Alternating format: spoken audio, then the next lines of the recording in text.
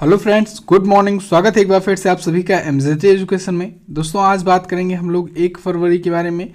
1 फरवरी 2021 के current affairs से जितने भी इंपॉर्टेंट क्वेश्चंस बन सकते हैं आज की इस वीडियो में हम लोग कवर अप करेंगे। वीडियो अगर पसंद आए तो वीडियो को लाइक और शेयर कर दीजिएगा। चैनल को सब्सक्राइब कर दीजिएगा अगर आपने अभी तक चैनल को सब्सक्राइब नहीं किया है तो। बेल आइकन को प्रेस करना मत भूलें जिससे आने वाली वीडियोज़ का नोटिफिकेशन आपको मिलता रहे। इस वीडियो की PDF और क्विज आपको मिल जाएगी हमारे एप्लीकेशन पर। गूगल प्ले स्टोर पर जाइए, एमजेटी ऐप डाउनलोड कीजिए। एमजेटी ऐप पर आपको फ्री में daily quizzes, PDF, study material, videos और मॉक टेस्ट वगैरह मिल जाएंगे। इंडिया की बेस्ट करंट अफेयर की ई-बुक्स अवेलेबल है, आप लोग जाकर के चेकआउट कर सकते हैं। चलिए बात करते हैं लास्ट डे के क्वेश्चन की। लास्ट डे का हमारा पहला क्वेश्चन था आपसे, ट्रांसपेरेंसी इंटरनेशनल द्वारा जारी भ्रष्टाचार धारणा सूचकांक में अंतिम स्थान पर कौन है? तो लास्ट पोजीशन पर है दोस्तों दक्षिण सूडान। अगला, हाल ही में वैक्सीन के लिए चर्चे में आई कंपनी भारत बायोटेक, इसका हेडक्वार्टर कहाँ स्थित है? तो इसका हेडक्वार्टर है दोस्तों हैदराबाद में। इन दोनों ही क्वेश्चंस के बारे में बहुत से लोगों ने बहुत ही अच्छे से डिटेल में आंसर किया था। आप लोग भी डिटेल में आंसर जरूर किया करो। डिटेल में अगर आंसर करोगे तो आपको वो डिटेल्स बार बार याद रहेंगी, याद होती रहेंगी, रिवीजन होता रहेगा उसका। इस वजह से जब भी क्वेश्चन पूछा जाए आप लोग डिटेल में जरूर लिखने का प्रयास किया करो। चलिए दोस्तों बात करते हैं हम लोग आज के दिन के अपने पहले क्वेश्चन की। पहला क्वेश्चन है, हाल ही में किसे बासमती चावल के लिए GI टैग प्राप्त हुआ? तो अभी हाल ही में पाकिस्तान को दोस्तों बासमती चावल के लिए GI टैग दिया गया है। GI टैग प्राप्त हुआ है इसे। पाकिस्तान ने दोस्तों दुनिया भर के विभिन्न हिस्सों में सालाना 5 लाख से 7 लाख टन चावल का निर्यात किया है रेगुलर तरीके से। ठीक है, 5 लाख टन से 7 लाख टन का बासमती चावल का निर्यात किया करता है ये। इसमें से 2 से 2.5 लाख टन चावल तो यूरोपीय संघ के जो देश हैं उनमें ही भेजा जाता है। तो इसको दिया गया अभी हाल ही में बासमती चावल के लिए GI tag. Okay, GI tag यानी जियोग्राफिकल इंडिकेशन टैग। अभी दोस्तों पिछले दिनों में भारत के कई प्रोडक्ट्स को GI टैग मिला है, हम लोग करते हैं रिविजन। अभी पश्चिम बंगाल के शहद को, जो कि बेसिकली पश्चिम बंगाल में सुंदरवन में पाया जाता है, सुंदरवन के शहद को दिया गया GI टैग। जम्मू कश्मीर के गुच्छी मशरूम को GI टैग मिला था। महाराष्ट्र का एक आदिवासी क्षेत्र है जवाहर, उसको मिनी महाबलेश्वर का GI टैग मिला। असम की तेजपुर लीची को दिया गया है GI टैग और गोवा की कोला मिर्च को दिया गया है GI टैग। इन GI टैग्स को आपको याद रखना है।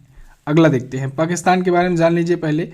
पाकिस्तान देखिए ये रहा मैप में, इमरान खान यहाँ के प्राइम मिनिस्टर, राजधानी इस्लामाबाद, मुद्रा पाकिस्तानी रुपया, संसद का नाम नेशनल असेंबली, राजभाषा उर्दू और अंग्रेजी, सबसे बड़ा नगर है कराची और डॉक्टर आरिफ अलवी यहाँ के हैं प्रेसिडेंट। अगला देखते हैं, अगला क्वेश्चन है, SBI कार्ड्स के नए MD और CEO कौन नियुक्त किए गए? तो अभी हाल ही में SBI कार्ड्स के नए मैनेजिंग डायरेक्टर और चीफ एग्जीक्यूटिव ऑफिसर नियुक्त किए गए हैं राम मोहन राव। राम मोहन राव आमरा इनका पूरा नाम है, राम मोहन राव आमरा। तो इनको SBI कार्ड्स का और पेमेंट सर्विसेज का नया MD और CEO नियुक्त किया गया है। कब तक के लिए? अगले 2 वर्षों के लिए इनको नियुक्त किया गया है। किसकी जगह पर आए हैं? ये आए हैं अश्वनी कुमार तिवारी जी की जगह पर। अच्छा, भी आपको याद होगा कल की ही वीडियो मैंने आपको बताया था कि स्वामीनाथन जानकी रमन और अश्वनी कुमार तिवारी, इन दोनों को दोस्तों SBI ने अपना मैनेजिंग डायरेक्टर नियुक्त किया है। SBI के मैनेजिंग डायरेक्टर नियुक्त हुए ये दोनों, और SBI कार्ड्स के, जो कि SBI का ही एक प्रोडक्ट है, SBI कार्ड्स के नए MD और CEO बना दिए गए राम मोहन राव। क्लियर? अब आया है SBI यानी स्टेट बैंक ऑफ इंडिया, इसके बारे में जानते हैं। स्टेट बैंक ऑफ इंडिया की स्थापना दोस्तों हुई थी 1 जुलाई 1955 को। कब? 1 जुलाई 1955 को। एक्चुअली में 1921 में इंपीरियल बैंक की स्थापना हुई थी। उसी इंपीरियल बैंक का नाम 1 जुलाई 1955 को चेंज किया गया और रख दिया गया state bank of India. Okay, state bank of India दोस्तों पब्लिक सेक्टर की सबसे बड़ी बैंक है इंडिया की। भारत में टोटल अभी 12 सरकारी बैंकें हैं, पब्लिक सेक्टर की 12 बैंकें हैं। इन पर मैंने आपको वीडियो दी हुई है, आप इसे देख सकते हैं। इन 12 पब्लिक सेक्टर बैंकों में सबसे बड़ी बैंक है SBI। SBI का हेडक्वार्टर है मुंबई में और इसके वर्तमान में चेयरमैन है दिनेश कुमार खारा। कौन है? दिनेश कुमार खारा जी। अगला देखते हैं, अगला क्वेश्चन है, निम्न में से किसकी पुण्यतिथि पर हर साल विश्व कुष्ठ रोग दिवस मनाया जाता है? तो दोस्तों महात्मा गांधी जी की पुण्यतिथि पर प्रत्येक वर्ष मनाया जाता है विश्व कुष्ठ रोग दिवस। कल की वीडियो में हमने देखा महात्मा गांधी जी की पुण्यतिथि पर शहीद दिवस मनाया जाता है। आज आप लोगों ने देखा विश्व कुष्ठ रोग दिवस भी मनाया जाता है। तो दोनों ही इंपॉर्टेंट है, दोनों को आपको याद रखना है। 30 जनवरी को दोस्तों महात्मा गांधी जी की हत्या कर दी गई थी 1948 में। नाथूराम विनायक गोडसे के नाम के एक शख्स ने की थी हत्या। महात्मा गांधी जी के स्मृति स्थल को हम लोग राजघाट के नाम से जानते हैं, जो कि है नई दिल्ली में। क्लियर। तो महात्मा गांधी जी की पुण्यतिथि पर विश्व कुष्ठ रोग दिवस मनाया जाता है। क्यों मनाया जाता है? कुष्ठ रोगियों के बारे में जागरूकता फैलाने के लिए, जो कुष्ठ रोगी हैं उनको उनके उपचार में मदद करने के लिए ये मनाया जाता है, वर्ल्ड लेप्रोसी डे। ओके, अब देखिए विश्व कुष्ठ रोग दिवस दोस्तों, इसकी शुरुआत हुई 1954 से ये मनाया जाना शुरू हुआ है। एक फ्रेंच लेखक और फिलांथ्रोपिस्ट थे राउल फोलेसरू। कौन? राउल फोलेसरू। ये नाम याद रखिएगा, हो सकता है पूछा जाए। राउल फोलेसरू ने दोस्तों इस दिवस को मनाने की शुरुआत की थी, तब से ये दिवस मनाया जाने लगा। इस बार की थीम भी रखी गई है। क्या है थीम? थीम है beat leprosy, end stigma and advocate for mental well being. तो ये है इस बार की थीम। चलिए, महात्मा गांधी जी की पुण्यतिथि पर 2 दिवस आपने जान लिया। इनकी जयंती पर क्या मनाया जाता है? तो दोस्तों 2 अक्टूबर को होती है महात्मा गांधी जी की जयंती। इनकी जयंती पर मनाया जाता है विश्व अहिंसा दिवस। जवाहरलाल नेहरू जी की जयंती पर मनाते हैं हम लोग राष्ट्रीय बाल दिवस। सुभाष चंद्र बोस जी की जयंती पर अब से मनाया जाएगा पराक्रम दिवस। अभी हाल ही में 23 जनवरी को पराक्रम दिवस मनाया गया, पहला पराक्रम दिवस मनाया गया और अब से प्रत्येक वर्ष मनाया जाएगा। अगला देखते हैं। अगला क्वेश्चन है, पिछले 87 वर्षों में पहली बार बीसीसीआई ने किस क्रिकेट टूर्नामेंट को नहीं आयोजित करने का फैसला लिया?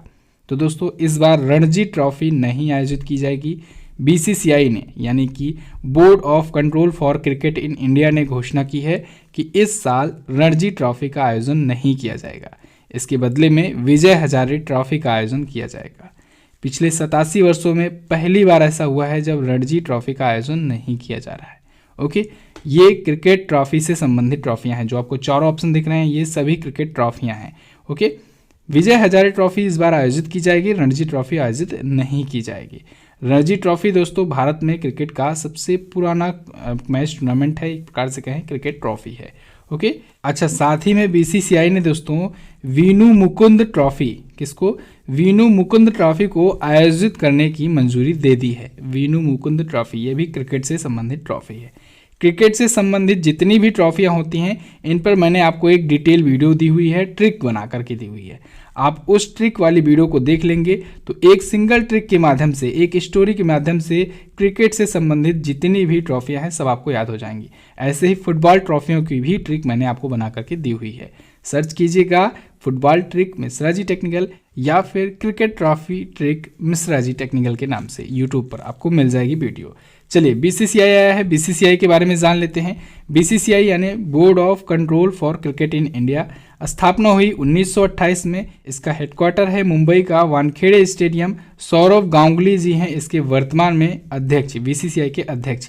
इसके सचिव हैं जय शाह। कौन है? जय शाह। अगला देखते हैं। अगला क्वेश्चन है, हाल ही में किस अभिनेत्री ने एनोमली नामक एक अपना हेयर प्रोडक्ट लॉन्च किया? तो दोस्तों अभी हाल ही में प्रियंका चोपड़ा ने अपना प्रोडक्ट लॉन्च किया है, हेयर केयर प्रोडक्ट लॉन्च किया है एनोमली नाम से। एनोमली नाम से ये जो प्रोडक्ट है इसको अभी हाल ही में इन्होंने अमेरिका में लॉन्च किया है। धीरे धीरे करके ये पूरे विश्व भर में लॉन्च करेंगी, ठीक है, ग्लोबली लॉन्च करेंगी। अभी केवल अमेरिका में लॉन्च किया गया है। प्रियंका चोपड़ा, इन्होंने दोस्तों अमेरिका के फेमस सिंगर निक जोन्स से शादी की हुई है। प्रियंका चोपड़ा दोस्तों ये मिस वर्ल्ड भी रह चुकी हैं इंडिया की। कब बनी थी ये मिस वर्ल्ड? ये दोस्तों सन 2000 में मिस वर्ल्ड का खिताब जीती थी इंडिया के लिए। क्लियर। अगला देखते हैं। अगला क्वेश्चन है, हाल ही में एशियाई क्रिकेट परिषद के सबसे कम उम्र के अध्यक्ष कौन बने? तो दोस्तों जय शाह, भारत के जय शाह एशियाई क्रिकेट परिषद के, एशियन क्रिकेट काउंसिल के सबसे कम उम्र के अध्यक्ष बन गए हैं। जय शाह दोस्तों ये भारत के गृह मंत्री अमित शाह के बेटे हैं। इनको 30 जनवरी 2021 को एशियन क्रिकेट काउंसिल का, ACC का प्रेसिडेंट चुना गया है। ये बनने वाले सबसे कम उम्र के व्यक्ति बन गए हैं। किसकी जगह पर आए हैं? ये आए हैं नजमुल हुसैन की जगह पर, जो कि बांग्लादेश के हैं। ठीक है, बांग्लादेश के नजमुल हुसैन की जगह पर इनको नियुक्त किया गया है। ACC यानी Asian cricket council. A option में जो आपको दिख रहे हैं सौरभ गांगुली, ये बीसीसीआई के अध्यक्ष हैं। अभी मैंने आपको बताया board of control for cricket in India के। मनु साहनी जो आपको डी ऑप्शन में दिख रहे हैं, ये हैं दोस्तों आईसीसी के सीईओ। कौन है? आईसीसी के सीईओ हैं ये। आईसीसी यानी इंटरनेशनल क्रिकेट काउंसिल। ओके, यहाँ पर एशियन क्रिकेट काउंसिल की बात हो रही है। चलिए अगला देखते हैं। अगला क्वेश्चन है, हाल ही में किस कंपनी ने सर्वोच्च करदाता पुरस्कार जीता? तो अभी हाल ही में इफ्को कंपनी ने दोस्तों सर्वोच्च करदाता पुरस्कार जीता है, हाईएस्ट टैक्स पेयर अवार्ड जीता है इफ्को ने। इफ्को का फुल फॉर्म होता है Indian farmers fertilisers cooperative limited. तो इसने अभी हाल ही में सर्वोच्च करदाता पुरस्कार जीता हुआ है। ये पुरस्कार किसके द्वारा दिया गया? ये पुरस्कार दिया गया दीनदयाल पोर्ट ट्रस्ट कांडला के द्वारा। कांडला में स्थित है गुजरात में दीनदयाल पोर्ट, उसके द्वारा ये दिया गया है। ठीक है, दीनदयाल पोर्ट ट्रस्ट के द्वारा। अब आया है इफ्को। इफ्को के बारे में थोड़ा सा और जानिए। इफ्को की स्थापना हुई थी 1967 में, नई दिल्ली में इसका हेडक्वार्टर है और इसके चेयरमैन है BS नकाई। कौन है? BS नकाई हैं इसके वर्तमान में चेयरमैन इफ्को के। अगला देखते हैं। अगला क्वेश्चन है, हाल ही में कहाँ पर दुर्लभ बर्फीला उल्लू देखा गया? तो अभी हाल ही में दोस्तों सेंट्रल पार्क न्यूयॉर्क में, अमेरिका की न्यूयॉर्क में सेंट्रल पार्क में दोस्तों देखा गया है एक दुर्लभ बर्फीला उल्लू। ये इस प्रकार का उल्लू जो है दोस्तों पिछले 130 वर्षों में पहली बार देखा गया है। ऐसा उल्लू आखिरी बार देखा गया था 1890 में। 1890 में पिछली बार ऐसा उल्लू देखा गया था, बर्फीला उल्लू, और अब 130 वर्षों के बाद ऐसा देखा गया है सेंट्रल पार्क न्यूयॉर्क में। अगला देखते हैं। अगला क्वेश्चन है, हाल ही में कहाँ पर भारत का पहला ग्रे वुल्फ अभयारण्य स्थापित किया गया? तो अभी हाल ही में दोस्तों कोप्पल कर्नाटक में, कर्नाटक के कोप्पल में भारत का पहला ग्रे वुल्फ अभयारण्य स्थापित किया गया है। ये अभयारण्य दोस्तों इसलिए स्थापित किया गया है जिससे कर्नाटक राज्य में जो ग्रे वुल्फ हैं उनकी संख्या कम ना होने पाए, उनको संरक्षित किया जा सके, उनकी जनसंख्या को बढ़ाने में मदद की जा सके। तो कोप्पल कर्नाटक में इस अभयारण्य को स्थापित किया गया है। अभी कल की वीडियो में मैंने आपको बताया था कि विश्व का सबसे बड़ा सफ़ेद मगरमच्छ पार्क खोला गया है। कहाँ पर खोला गया है? कमेंट करके बताइए। उड़ीसा में खोला गया है। क्लियर? उड़ीसा में विश्व का सबसे बड़ा सफ़ेद मगरमच्छ पार्क खोला गया है। इसको भी आपको ध्यान रखना है। चलिए अब कर्नाटक आया है, कर्नाटक के बारे में जानिए। देखिए मैप में ये है कर्नाटक, बेंगलुरु है यहाँ की राजधानी। BS येदियुरप्पा बीजेपी पार्टी से यहाँ के हैं चीफ मिनिस्टर। गवर्नर हैं वजुभाई वाला। अभी कर्नाटक में ही दोस्तों टेस्ला ने बेंगलुरु में अपनी फर्म स्थापित करने की घोषणा की है। टेस्ला आ रहा है इंडिया में, पहली बार अपना फर्म कहाँ पर स्थापित कर रहा है? कर्नाटक में। बांदीपुर नेशनल पार्क और नागरहोल नेशनल पार्क ये है कर्नाटक में ही। बेंगलुरु को दोस्तों हम लोग इलेक्ट्रॉनिक सिटी के नाम से जानते हैं, IT सिटी के नाम से भी जानते हैं। अच्छा, अभी कर्नाटक में लिथियम भंडारण की खोज हुई थी, ये भी आपको याद रखना चाहिए। लिथियम भंडारण की खोज हुई कर्नाटक में, जबकि लिथियम रिफाइनरी स्थापित की जा रही है गुजरात में। तो ये दोनों ही आपको याद होना चाहिए। ओके, कर्नाटक दोस्तों अपना बॉर्डर किससे किससे शेयर करता है?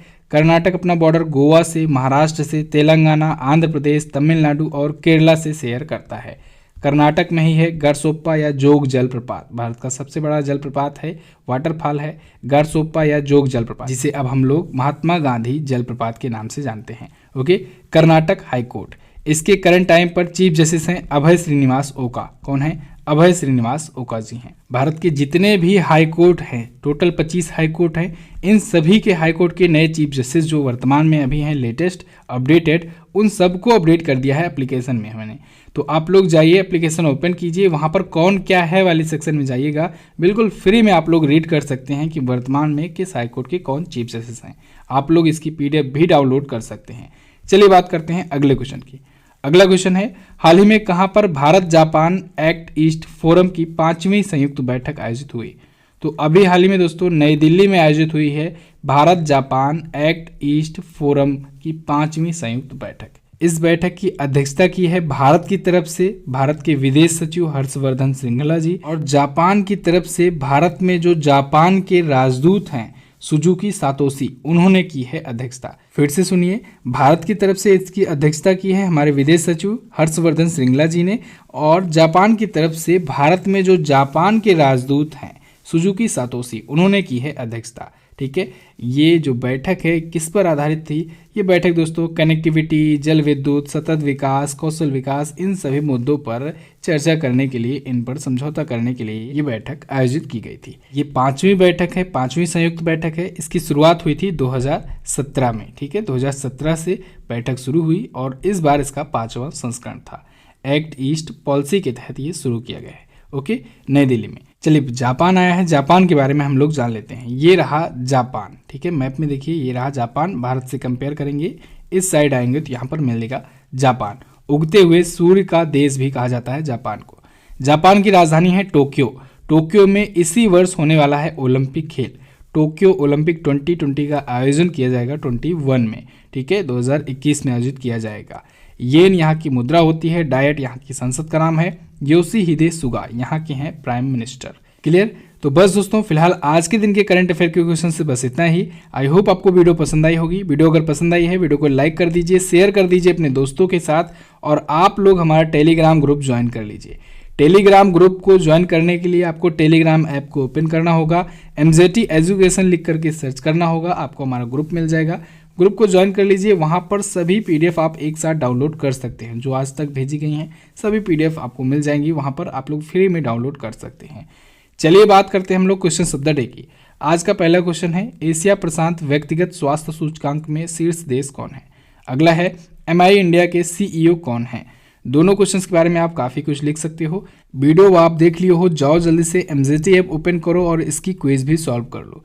MZT ऐप पर इसकी क्विज के साथ साथ आपको PDF भी मिल जाएगी। आप लोग PDF भी डाउनलोड कर सकते हो और भी ढेरों वीडियोज़ की PDF आपको वहाँ पर मिल जाएंगी। तो बस दोस्तों रखते हैं इतना ही वीडियो में, मिलते हैं अगले दिन की वीडियो में। तब तक के लिए नमस्कार, जय हिंद, वंदे मातरम।